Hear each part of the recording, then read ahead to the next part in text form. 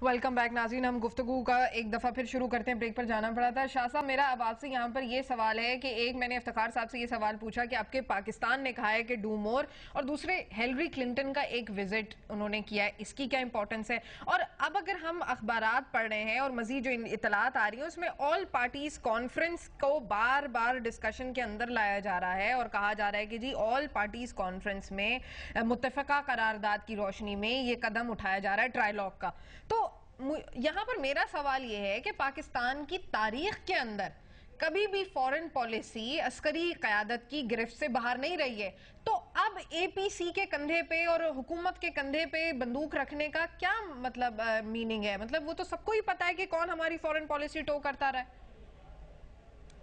देखिए सोफिया, पहली बात तो यह है कि जहाँ तक सेक्रेटरी क्लिंटन का ट्रिप का ताल्लुक है, मैं समझता हूँ कि खासी हद तक वो डैमेज कंट्रोल करने के लिए था। आप जानती हैं कि कशीदगी बहुत बढ़ रही थी और एक अलार्मिंग लेवल तक बढ़ चुकी थी जो दोनों मुल्कों के मफाद में न थी।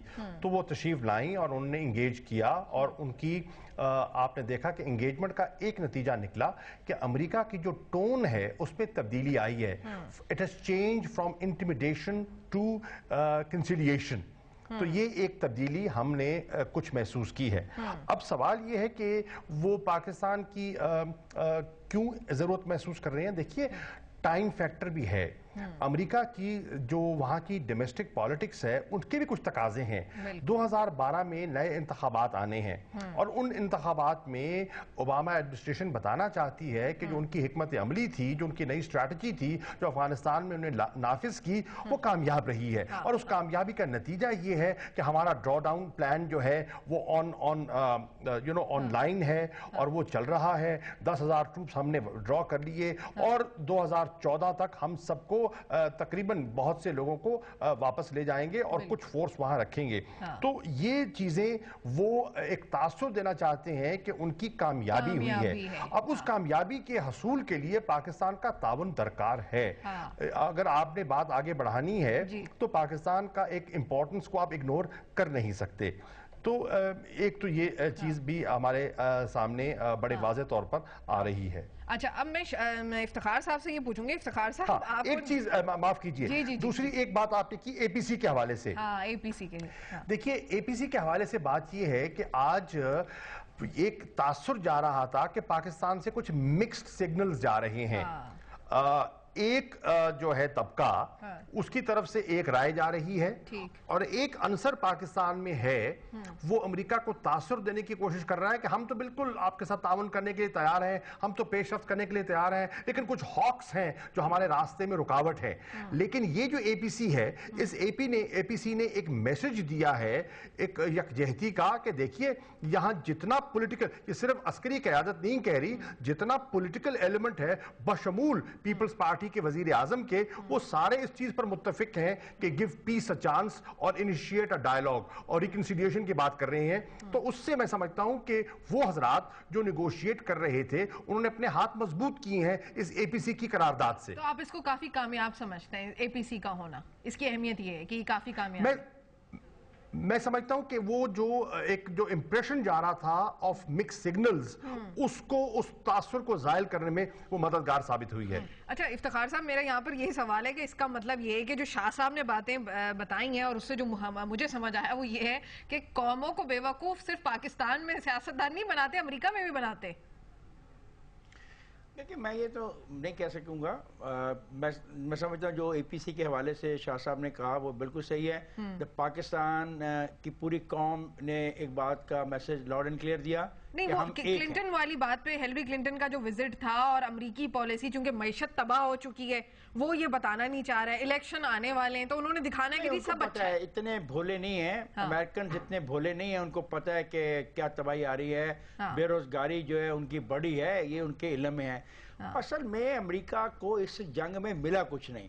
आप देखिए ना, जो 9/11 के बाद से लेके आज तक आप स्टडी कर लो कि अमेरिका ने बैठ के सलामती कौंसिल में एक तकरीर की, उनके बंदे ने कहा ये मजाइल पड़े हुए हैं, ये हमारे पास फुटेज है, ये हमने सियारों से तस्वीर उतारी हैं, दुनिया को दिखाया कि हम इन वेपन ऑफ मास डिस्ट्रक्शन को लेने के लिए जा रहे हैं, अगर हम ना वहां पे गए तो इराक पता नहीं क्या तबाही मचा देगा। और फिर ना वहां पे कोई वेपन ऑफ मास डिस्ट्रक्शन मिले, ना कुछ मिला। اور سب سے زیادہ سبکی ہوئی امریکہ کی فارن پالیسی کی بھی، ان کی انٹیلیجنس رپورٹ کی بھی، اور ان کی قیادت کی عقل کی بھی، کہ دنیا نے دیکھا کہ وہ جھوٹ بول رہے ہیں۔